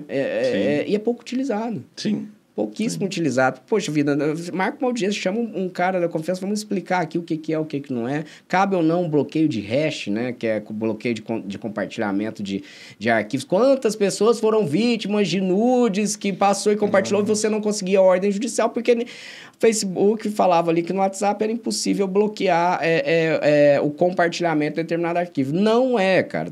Não é nem que é impossível, não é que é nada de difícil, não. Eles fazem, é possível fazer, eles já fizeram em alguns processos, mas botam em sigilo. Lógico. E ficam todos os processos dizendo que não pode, que não pode, não pode. Cara, que desserviço, assim, pra que isso, sabe? Eu acho que, na verdade, toda a comunidade tem que começar a entender, assim, que a gente precisa de nos apoiar para que a gente diminua esses danos que a gente vem vendo. E, aliás, né, como se diz, é a parte que chega pros recortes, né? Essa aqui é a parte do recorte que você vai fazer depois. Tomar muito cuidado, que eu tava vendo esses dias, você deve saber, esses dias estava tendo está sendo compartilhado, está tendo uma técnica que o pessoal agora está fazendo o quê? Interceptando dados e mesmo eles sendo criptografados, eles estão guardando.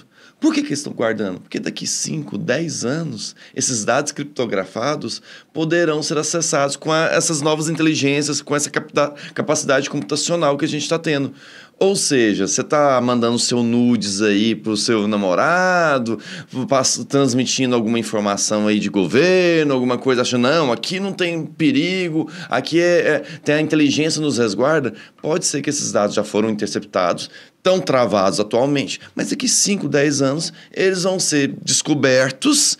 E aí, né, você sabe o que é, como se diz, os problemas que a gente vê nessa situação. De se tornar refém disso, né? Porque geralmente as pessoas fazem isso porque, olha, eu já destravei, você vai virar refém meu. Ou você paga em Bitcoin dentro da Dark, né?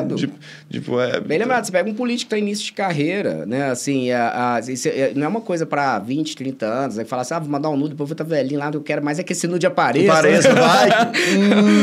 Mas não é isso. E a questão de quebrar essa criptografia, eu lembro que há 20 anos atrás a gente falava de criptografia assimétrica, vindo certificados digitais, falava, mas para quebrar isso precisava de todos os computadores do mundo trabalhando ao mesmo tempo, etc e tal.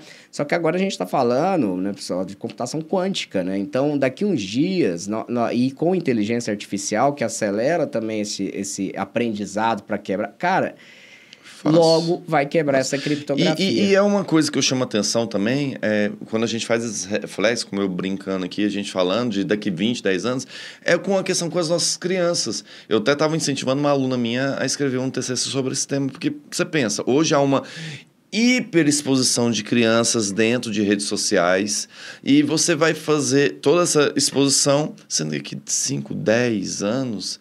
essa criança vai ter esses dados já expostos. A gente não tem esses dados. A gente mal tem fotos nossas de criança, né? Nossas fotos quando era criança. Eu vi minhas fotos que eu tenho que ir lá, minha mãe pega um álbum lá. Tira foto e tal. E quando é criança, não sei porque que esse hábito, né? De colocar foto da gente pelado. Né? Exatamente. É um álbum com foto da gente pelado. Eu não sei por que isso. A década de 80, 90 era um jeito diferente de se postar fotos. E a gente tem que começar a pensar nisso. E uma explicação que eu vi de um professor que eu achei bem interessante, quando ele estava falando do TikTok em específico, ele falou assim, gente, vocês estão... a gente está acostumado muito a mexer com YouTube, Facebook, Google. Empresas são norte-americanas que, apesar de todos os pesares, você tem um mínimo de regulação, você tem onde fazer. O próprio Estados Unidos preocupa com um pouco com isso. Agora, a gente está mexendo com o TikTok, que tem a origem, a base lá na China. E, assim, eles têm uma preocupação, mas com um deles. né? Não é diferente, é que nem aquele Face app, que era aquele... Eu ia falar isso, né? cara, que a gente tava lá tirando foto lá e envelhecendo, todo feliz, e os dados todos mandados pra Rússia. O que esses russos estão fazendo com as nossas fotos? Não, e vão mais, cara, assim, aplicativo Android, né? Não tô dizendo por que do Android, porque a Apple ela tem um rigor um pouco maior na loja e tal, mas, cara, o que fala que pega um dado e depois pega mais um monte. Imagina, acesso a seu álbum de fotos, quando você autoriza o acesso ao álbum, será que ele tá pegando só para você postar que aquela autorização para abrir a pasta ou ele armazena, tá acessando tudo e tá fazendo esse banco de dados? Exato. Gente, o armazenamento tá mais barato, a capacidade de processar tá cada vez mais avançada, assim, é muito fácil você... hoje aqui, para produzir um vídeo desse aqui, cara, às vezes a gente termina aqui com 1 hora, com a qualidade vale 14 gigabytes, e você edita e renderiza rapidamente com um computador pessoal ou no computador de estúdio, com uma coisa muito simples. Imagina o que tem, né, o que o pessoal faz fora, nos estúdios profissionais, o hacker, o criminoso. Cara, é muito fácil, cara. Assim, hoje tá tudo muito fácil. Assim, é algo que a gente tem que repensar. Essa questão da criptografia, você citou muito bem, né? E a internet, como você falando, são a inteligência artificial de, como a gente diz, de prateleira. Você não precisa ser um hacker. Tá aí o aplicativo, você coloca e pede, faz. Você não precisa ter conhecimento técnico. Ataque, criminosos hoje, o pessoal acha assim, nossa, o hacker invadiu. Cara, o cara às vezes não sabe porcaria nenhuma. Ele compra um pacote de acesso. Hoje tem, por exemplo, tem ransomware as a service. Cara, você acredita? O cara fala assim, eu quero atacar a empresa tal, mas eu não sei. É o serviço, cara. Ele contrata ransomware as a service. Vai contratar o cara, eles vão atacar a empresa. Aí onde comprou? Aí o cara quer pagar e você paga, mas a chave tá com o cara que contratou, né? E aí você tem que ficar... Não, é impressionante. Pacote de ataque você baixa também. Então, assim, vírus, não precisa mais ter essa... Tem até tutorial, né? Os caras acessam... Não é o cara que é um nerdzão, que só fica em casa e que não conhece... Não, é o cara normal que tá lá brincando, que eventualmente começou a mexer e faz. Chega nesse... Eu acho que você citou o caso de criança, cara, é algo que eu sempre preocupo muito, assim, de como que vai ser no futuro. A gente brincou que na nossa época, né, a gente não tinha esse tanto de vídeo. Hoje, tudo, cara, tá filmado, todo, assim... E aí, eu lembrei daquele caso do Nirvana, né? Da capa do álbum do Nirvana, que o menino depois foi reclamar, pedir indenização, né? E aí, né? E aí agora tem um outro lado, que é a questão da IA revivendo, né, as pessoas, vamos dizer assim, né? Que foi o caso da meu Deus. Da Maria Rita com a mulher dele, com a Elis Regina, né? E aí começou uma chuva de o Conar questionou. Escrituras, cara, declaratórias nos cartórios para as pessoas dizerem que não querem o que façam com a imagem dela posteriormente, né? Não, o bom que, assim, foi... Como é que é? Quem fez isso, assim, que ficou mais na mídia foi o esposo da Kardashian lá, né? Que ele pegou o esposo da Kardashian e dá de presente para ela, no aniversário dela, ele pediu para uma equipe fazer uma inteligência artificial que reproduzia com um holograma o pai dela, que tinha sido o advogado lá daquele O.J. Simpson, aquele caso famoso dos Estados Unidos, e eu não sei quem que era, Drake? Não lembro, eu não sei dessa vida dos famosos lá dos Estados Unidos, mas a Kardashian, aquela famosa influência norte-americana, e ela foi, e o bom que é interessante é que o povo relata que ele foi, o próprio esposo é que fez fez o texto que seria dito para ela, pelo pai dela para ela. Então meio que falava assim que ele estava cuidando do céu, do céu estava cuidando dela, que ela podia casar com um cara, que ele era muito bom. O cara já adaptou a cara. Ele deu presente, casa com ele. Exatamente, foi um presente, não sei se era aniversário ou de véspera de casamento.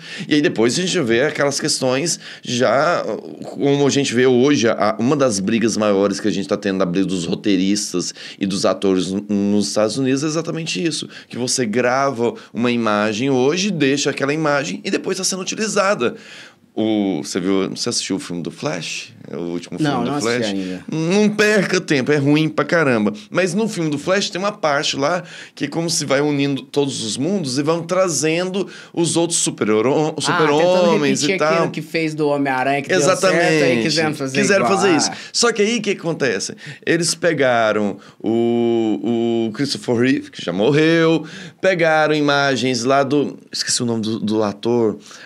Aquele que fez Cidade dos Anjos, o ator que... Sou péssimo nisso, cara. Tem um ator que fez Cidade dos Anjos, eu esqueci o nome dele aqui agora.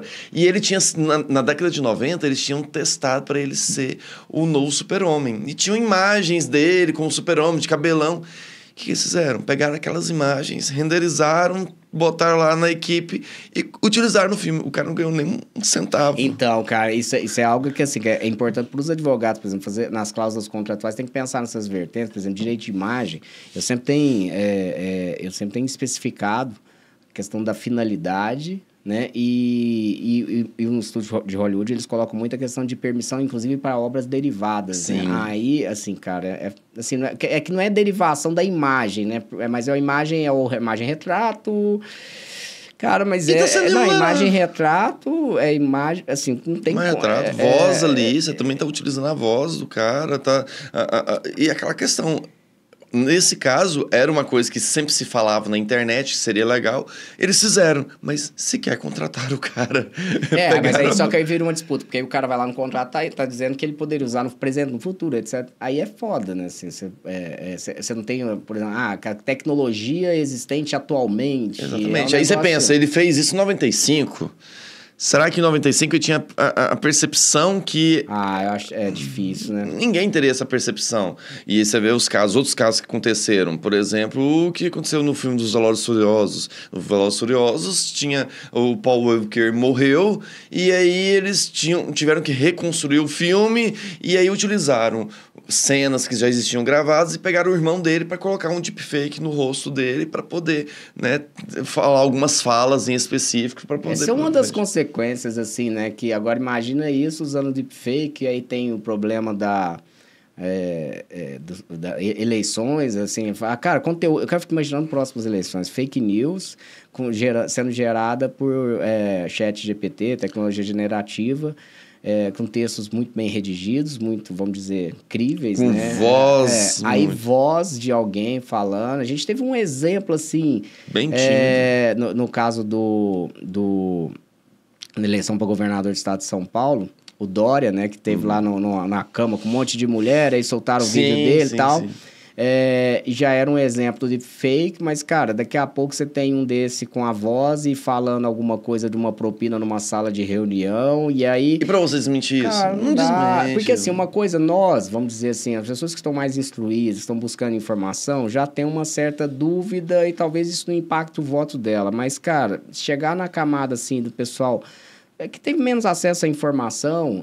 Chegou lá no grupo do WhatsApp, ele é verdade. Viu uma vez, mas ele não vai ouvir o desmentido. Sim. Chegou no grupo do WhatsApp, né? E aí, cara, uma série de coisas que a gente vai pensando, a gente vai deixando, a gente vai fazendo um elo com um monte de coisa. Por exemplo, você citou no começo questão de aplicativo, só acessa a internet, só ser Facebook, o cara só acessa o Facebook porque o celular só tem, não cobra o dado, que é o famoso zero rating lá do Facebook. Então, o cara não vai pagar para acessar outra rede, acessar um Estadão, uma Folha de São Paulo, porque ele simplesmente está vendo notícia só por ali. E aí é o problema da neutralidade da rede, aí é uma questão de desinformação. Cara, é uma série de situações hoje que estão, assim, muito rápidas, cara. Eu acho que essa tecnologia que veio, assim, da generativa, que não é que veio, né? Que foi disponibilizada para todo mundo. Todo dia você tem um serviço novo agora com uma tecnologia diferente. Não, 8 meses atrás, a gente nem tinha nada que se falava sobre o chat GPT. 8 meses atrás, o que a gente tava falando? Metaverso. Metaverso, cara, eu acho isso muito louco, porque... Desculpa, mas é porque o Facebook mudou de nome. Por conta disso. Querendo pegar hype. Os óculos. A Apple desenvolveu tudo. Cara, óculos. Eu também sou igual você, adoro ter as coisas que são recém-lançadas, sabe? Óculos, assim, é super legal, novo pra quem usou, igual eu usei do PlayStation, primeiro que saiu, não o novo agora, né? E aí eu fui pra esse óculos, o Oculus Quest, comprei, achei tão legal, tá legal, mas, cara, esquece. Não... E você ficou tonto? Eu nunca usei. Fica tonto? O que você acha? Cara, Aperta? É desconfortável? eu acho que é desconfortável ainda. Já melhorou demais. Eu acho que o da Apple vai ser menos aí desconfortável. Mas, cara, pra você falar assim, que vai utilizar no seu dia a dia, que você vai entrar na sala pra entrar ali e fazer... É claro, ficou muito mais assertivo, por exemplo, cara...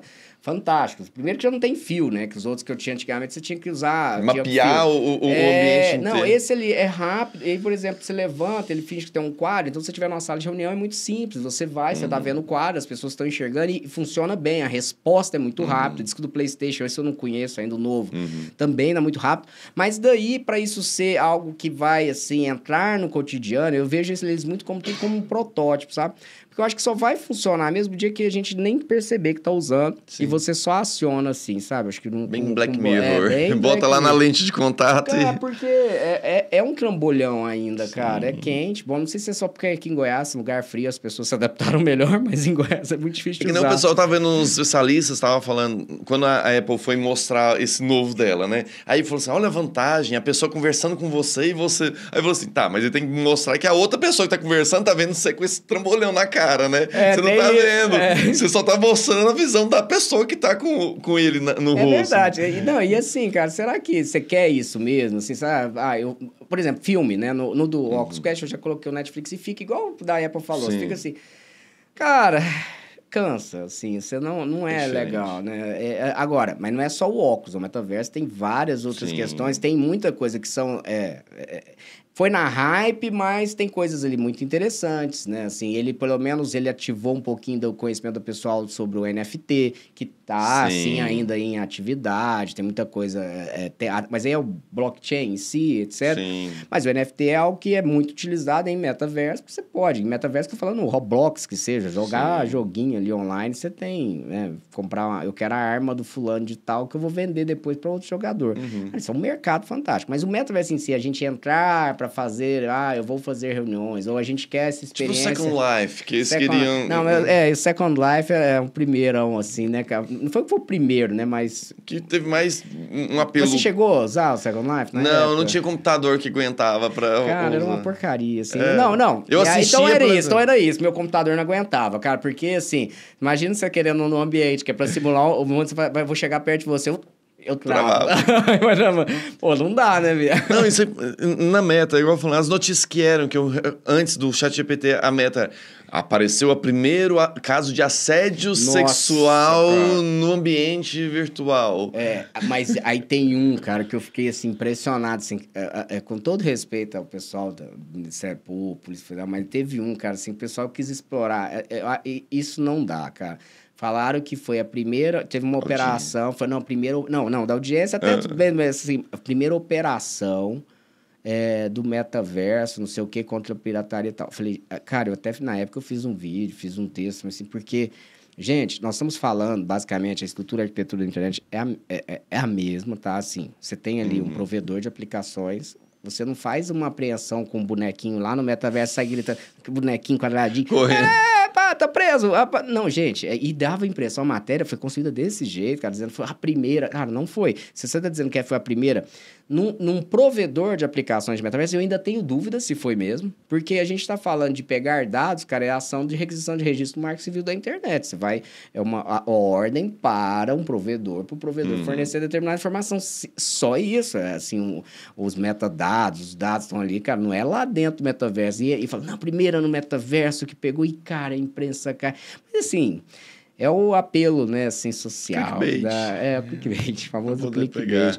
Cara, mas a gente deixar, nós vamos embora aqui nunca, né? Vamos ter que fazer mais, viu? Pode contar aí que a gente muito bom, eu gostei demais de falar. Se você quiser acrescentar... Eu tenho muita coisa, acho que a gente vai conversando aqui, cara, tem muitas questões. Eu acho que pra gente abordar, acho que as relações que você traz nessa experiência acadêmica... da experiência também com o órgão de defesa do consumidor. E aí, só para a gente ir finalizar, eu queria que você falasse primeiro, assim, para os alunos em relação ao futuro do direito, né, o que eles devem se observar também, para deixar a sua dica para os alunos, e também o que você tem visto sobre órgãos de defesa do consumidor relacionado à fiscalização de proteção de dados. Bom, para os alunos, né, eu convivo nesse meio. Hoje, infelizmente, eu vejo que os alunos estão muito naquela vibe do tipo, o que está dando dinheiro? Ah, tá dando dinheiro, tal situação, se eu tiver tal Instagram. Então, eu tomo muito cuidado, porque quando você fala sobre questão de tecnologia, a gente sempre pensa na questão da massificação. Então, o Nairon tem tantos mil seguidores, então se eu postar isso, vai chegar para 1.000 seguidores, e aí se eu cobrar tanto, então em uma ação minha eu vou ficar milionário. E a gente sabe que na realidade não é assim, né? Como eu brinco, muitos seguidores, ainda mais hoje na internet, o jeito que eles estão fazendo é que nem ter dinheiro no banco imobiliário. Você tem, mas não serve para nada, né? Se a inteligência artificial quiser, ela vai te podar, ela quer que você gaste seu tempo e gaste dinheiro com publicidade. Então eu sempre falo o seguinte, eu acho que a gente tem que começar a ter uma percepção da necessidade de estudar, ter esse conhecimento, tanto do direito digital. E eu acho que já começou, foi um sinal muito bom da própria OAB, nessa última prova, na parte de civil, que cobrou sobre isso, né? O Marco Civil, a retirada de um conteúdo ilícito de redes sociais após invasão. Isso já dá um clique, poxa, tem que estudar essa matéria também. É mais uma matéria que tem que estudar. E às vezes você vê na faculdade, assim como o direito do consumidor, muitas vezes, ou é dado no começo do curso que o aluno não sabe nada, ou no final do curso o aluno não está nem aí porque está querendo só passar na OAB, ou fazer o TCC, ou desesperado para sair da faculdade. Isso eu acho que pesa muito. Principalmente quando você pega o tanto de coisas que a gente falou aqui, muitas vezes você dá numa aula que é quinzenal, uma aula online, uma aula optativa. Isso é já um sinal cognitivo para o aluno, não é relevante. Infelizmente, eu considero muito isso. Se eu tenho lá um direito penal que tem 4, 5 cadeiras no curso, e se eu tenho lá um direito que você pega na questão de direito digital, direito do consumidor, que não tem tantas cadeiras, não deve ser relevante, deve ser facinho de ler, só ler ali eu já sei e vou ganhar dinheiro. Então, você começa a ver esse tipo de situação. Eu acho que os alunos têm que começar a ter essa outra visão, mas eu acho que tem que passar por uma questão de reestruturação dos próprios cursos, que tem uma pegada mais nessa questão do viés que vai vir para frente. Claro, não vai abandonar a tradição, mas tem que ter essa repercussão, tem que ter esse insight de que hoje a gente está tratando sobre... Por exemplo, igual eu dou aula de processo civil. Hoje eu falo sobre isso, mas eu estou provocando meus alunos a estudar se tem jeito de você penhorar criptomoedas. Você tem que fazer essa união desses assuntos, porque senão você vai ficar para trás. O aluno, e ele precisa disso para desenvolver para frente. No que tange a questão dos órgãos de defesa do consumidor, eu trabalhei no PROCON Municipal de Goiânia, eu acho que ainda está muito aquém, né, do que poderia ser feito. Eu já vi alguns PROCONs estaduais já trabalhando e tratando sobre a questão de você aplicar até penalidades, utilizando até o sistema do Código de Defesa do Consumidor, porque o Código de Defesa do Consumidor nós temos a base no nosso artigo 6º, que um dos princípios básicos é o princípio da informação. Então, com base nisso aqui e numa falha, numa prestação de serviço, no banco de dados do artigo 43, você consegue sim, como se diz, dar a volta. Muitas vezes você não está focando no objeto que talvez a autoridade nacional está tratando, mas temas correlatos que estão diretamente vinculados com a defesa do consumidor, você pode utilizar tranquilamente, mas ainda há uma certa inexperiência. Eu acho que estão...